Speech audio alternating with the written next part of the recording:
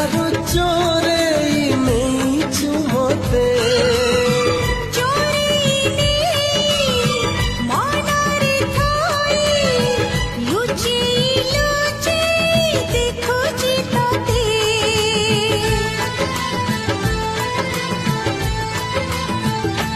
হায় তোতে তো দেখি